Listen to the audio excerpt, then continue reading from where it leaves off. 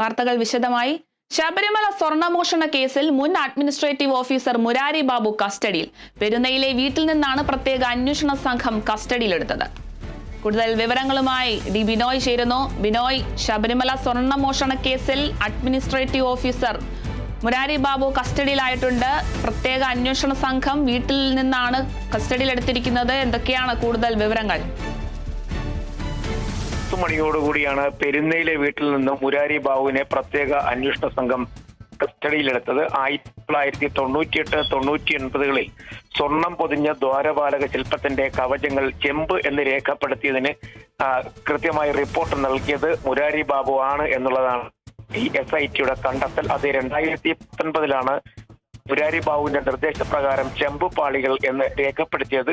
ഇതിന്റെ അടിസ്ഥാനത്തിലാണ് മുരാരി ബാബുവിനെ ഇപ്പോൾ കസ്റ്റഡിയിലെടുത്തിരിക്കുന്നത്. മാത്രവുമല്ല, മുരാരി ബാബുവിന്റെ നിർദ്ദേശപ്രകാരം 2025 ഈ ദ്വാരപാലക ശില്പങ്ങളുടെ മുകളിൽ ചാർത്തുന്ന കവചങ്ങളിൽ വീണ്ടും സ്വർണം പൂശുന്നതിന് വേണ്ടി ഉണ്ണികൃഷ്ണൻ പോറ്റിയെ ഏൽപ്പിച്ചത്. അപ്പോൾ ഈ രണ്ട് കാര്യങ്ങളിലും വ്യക്തമായ ഇടപെടൽ മുരാരി ബാബുവിന്റെ ഭാഗത്തുണ്ടായി എന്ന് SIT നേരത്തെ തന്നെ കണ്ടെത്തിയിരുന്നത്. പ്രത്യേക അന്വേഷണ സംഘത്തിന്റെ നിഗമനങ്ങൾ അനുസരിച്ച് അവരുടെ കണ്ടെത്തലുകളുടെ അടിസ്ഥാനത്തിലുമാണ് മുരാരി ബാബുവിനെ ഇന്നലെ രാത്രി 10 മണിയോടുകൂടി തന്നെ ചങ്ങനാശ്ശേരി പെരുന്നയിലെ വീട്ടിൽ നിന്നും കസ്റ്റഡിയിലെടുത്തത്.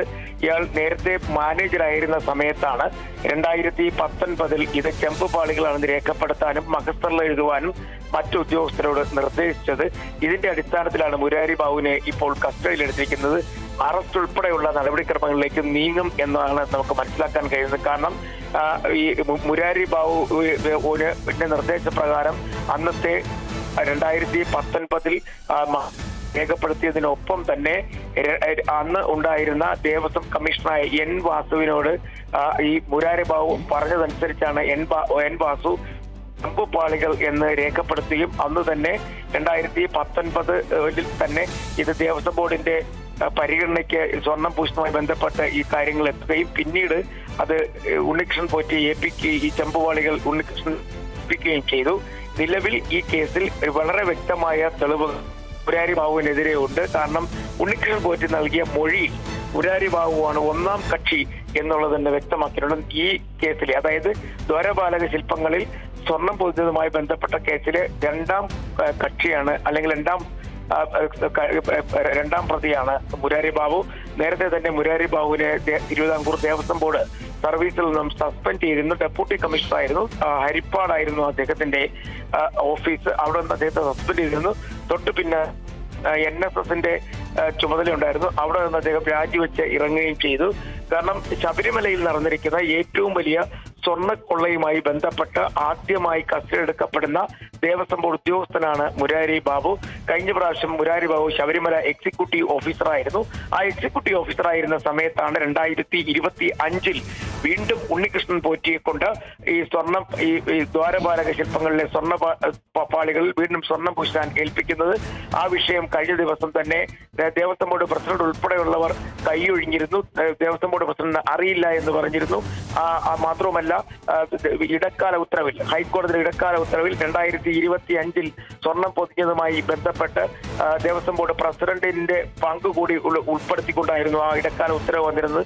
ആ ഉത്തരവ് മരവിപ്പിക്കുന്നതിന് വേണ്ടി തിരുവിതാംകൂർ ദേവസ്വം ബോർഡ് പ്രസിഡന്റ് ഹൈക്കോടതിയെ സമീപിക്കാനിരിക്കുന്ന സമയത്താണ് മുരാരി ബാബുവിനെ ഇപ്പോൾ കസ്റ്റഡിയിലെടുത്തിരിക്കുന്ന. അറസ്റ്റ് ഉൾപ്പെടെയുള്ള കാര്യങ്ങളിലേക്ക് നീങ്ങും എന്നുള്ളത് ഏകദേശം ഉറപ്പായി കഴിഞ്ഞിരിക്കുന്നു. ഇന്നലെ കസ്റ്റഡിയിലെടുത്ത മുരാരി ബാബുവിനെ രാത്രി വൈകി ഇന്ന് വെളുപ്പിനോട് കൂടിയാണ് ഇവിടെ ഇഞ്ചക്കലെ ക്രൈംബ്രാഞ്ച് ഓഫീസിൽ എത്തിച്ചത്. അടച്ചിട്ട മുറിയിലാണ് ഇപ്പോൾ മുരാരി ബാബുവിനെ ചോദ്യം ചെയ്തു വരുന്നത്. ഈ പ്രത്യേക അന്വേഷണ സംഘത്തിന്റെ തലവൻ ശശിധരൻ IPS ഉൾപ്പെടെയുള്ളവർ മുരാരി ബാബുവിനെ ചോദ്യം ചെയ്യുന്നുണ്ട്. കാരണം മുരാരി ബാബുവിനെതിരെ സ്വർണ്ണക്കൊള്ളയ്ക്ക് അപ്പുറത്ത് തന്നെ ശബരിമലയിലെ പലതരത്തിലുള്ള ഇടപെടലുകളുമായി മുരാരി ബാബുവിന് ബന്ധമുണ്ടായിരുന്നു. പൈസ തട്ടലുമായി ബന്ധമുണ്ടായിരുന്നു. ഈ ഉണ്ണികൃഷ്ണൻ പോറ്റിയുമായി വളരെ അടുത്ത ബന്ധം മുരാരി ബാബുവിനുണ്ടായിരുന്നുവെന്നും മുരാരി ബാബു ആണ് ഇതിന് പിന്നിൽ പ്രവർത്തിച്ചതെന്നും വ്യക്തമായ തെളിവുകൾ പ്രത്യേക അന്വേഷണ സംഘത്തിന് ലഭിച്ചിരിക്കുന്നു. അതിന്റെ അടിസ്ഥാനത്തിലാണ് മുരാരി ബാബുവിനെ ഇപ്പോൾ കസ്റ്റഡിയിലെടുക്കുന്നത്. ഇന്നലെ രാവിലെയോടുകൂടി തന്നെ മുരാരി ബാബുവിനെ ചോദ്യം ചെയ്യാൻ വിളിപ്പിക്കും എന്നൊക്കെ പറഞ്ഞിരുന്നെങ്കിൽ തന്നെയും ആ അന്വേഷണ സംഘം ചോദ്യം ചെയ്യാനായിട്ട് വിളിപ്പിച്ചില്ല. പകരം കസ്റ്റഡിയിലെടുക്കുകയായിരുന്നു, വീട്ടിലെത്തി കസ്റ്റഡി എടുക്കുകയായിരുന്നു. നേരത്തെ തന്നെ മുരാരി ബാബുവിന് ഈ അന്വേഷണ സംഘം നോട്ടീസ് നൽകിയിരുന്നു. എപ്പോൾ വേണമെങ്കിലും ചോദ്യം ചെയ്യാൻ വിളിപ്പിക്കും, അപ്പോൾ എത്തണം എന്നൊരു നിർദ്ദേശം കൂടി നൽകിയിരുന്നു. എന്തായാലും നിലവിൽ ഇപ്പോൾ മുരാരി ബാബുവിനെ തിരുവനന്തപുരത്തുള്ള ഈഞ്ചക്കലിലെ ക്രൈംബ്രാഞ്ചിന്റെ ഓഫീസിൽ ചോദ്യം ചെയ്ത് വരികയാണ്. അരുണിമ. വിനയ്, ശബരിമല സ്വർണ്ണമോഷണ കേസിൽ ദേവസ്വം ബോർഡ് പ്രസിഡന്റ് ഒരു മലക്കം പറഞ്ഞ അഭിപ്രായമൊക്കെ അടുത്ത സമയത്ത് കഴിഞ്ഞ ദിവസങ്ങളിലൊക്കെ പറഞ്ഞിരുന്നു. അതുമാത്രമല്ല, ഹൈക്കോടതി ദേവസ്വം ബോർഡിനും പങ്കുണ്ടെന്നുള്ള രീതിയിൽ ഒരു നിരീക്ഷണവും നടത്തിയിരുന്നു. ഒരു ഗൂഢാലോചന ഇതിന് പിന്നിൽ നടന്നിട്ടുണ്ട് എന്നുള്ള രീതിയിലും പറഞ്ഞു. ഈ ഒരു സമയത്താണ് ഇത്തരത്തിൽ മുരാരി ബാബുവിനെ കസ്റ്റഡിയിൽ എടുക്കുന്നത്. അങ്ങനെ വരുമ്പോൾ ഇനിയും ദേവസ്വം ബോർഡിലെ അംഗങ്ങൾക്കുമേൽ പിടിമുറുകാനുള്ള സാധ്യതയുണ്ടോ? ഈ ശബരിമല സ്വർണ്ണക്കൊള്ളയുമായി ബന്ധപ്പെട്ട് ദേവസ്വം ബോർഡിലെ ആദ്യത്തെ ആളിനെയാണ് ഇപ്പോൾ കസ്റ്റഡിയിൽ എടുത്തിരിക്കുന്നത്. ദേവസ്വം ബോർഡിലെ ഏകദേശം 9ഓളം പേര് ഈ സംഭവവുമായി ബന്ധപ്പെട്ട് ലിസ്റ്റിലുണ്ട് ഈ പ്രത്യേക അന്വേഷണ സംഘത്തിന്റെ. അതിൽ വളരെ വ്യക്തമായ തെളിവുകളാണ് മുരാരി ബാബുവിനെതിരെ ഉണ്ടായിരിക്കുന്നത്. കാരണം മുരാരി ബാബുവിന്റെ നിർദ്ദേശപ്രകാരമാണ് അന്ന് വിജയ് മല്യ 1997-99 സ്വർണം പൊതിഞ്ഞ ദ്വാരപാലക ശില്പങ്ങൾക്ക് മുകളിലുള്ള കവചങ്ങൾ ചെമ്പ് എന്ന് രേഖപ്പെടുത്തിയത്. അത്തരത്തിൽ ആ ചെമ്പ് എന്ന് രേഖപ്പെടുത്തുമ്പോൾ നഷ്ടമായ സ്വർണത്തിന്റെ കണക്ക് ഇതുവരെയായും ദേവസ്വം ബോർഡിന്റെ രജിസ്റ്ററുകളിൽ ഇല്ല.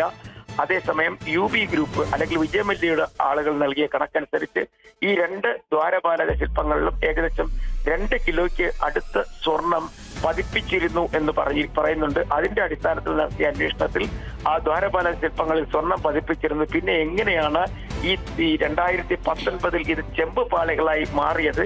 ഈ ചെമ്പ് പാളികൾ എന്ന് രേഖപ്പെടുത്തുന്നതിന് വേണ്ടി നിർണായകമായ പങ്ക് വഹിച്ചത് മുരാരി ബാബു ആയിരുന്നു. അന്ന് ദേവസ്വം ബോർഡിന്റെ മാനേജറായിരുന്നു. ഒപ്പം ശബരിമല ദേവസ്വം ബോർഡിന്റെ മെസ് മാനേജറായിട്ട് ജോലി നോക്കിയിട്ടുണ്ട്.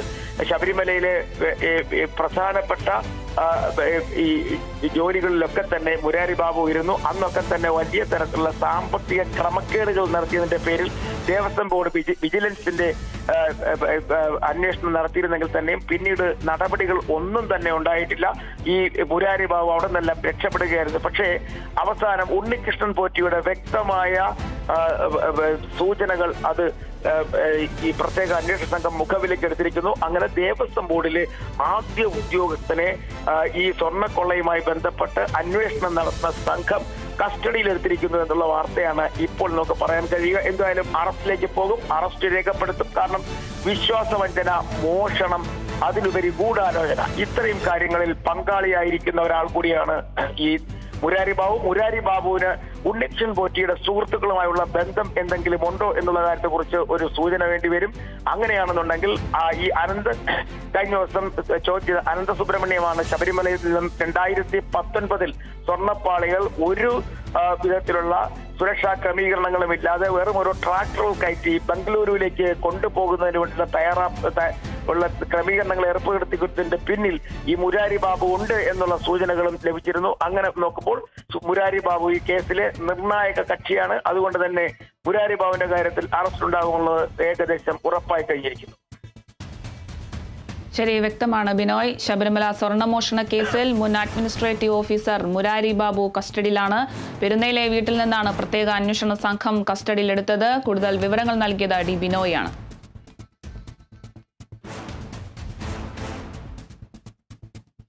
സംസ്ഥാന വ്യാപകമായി ഇന്ന് ശക്തമായ മഴയ്ക്ക് സാധ്യത. 9 ജില്ലകളിൽ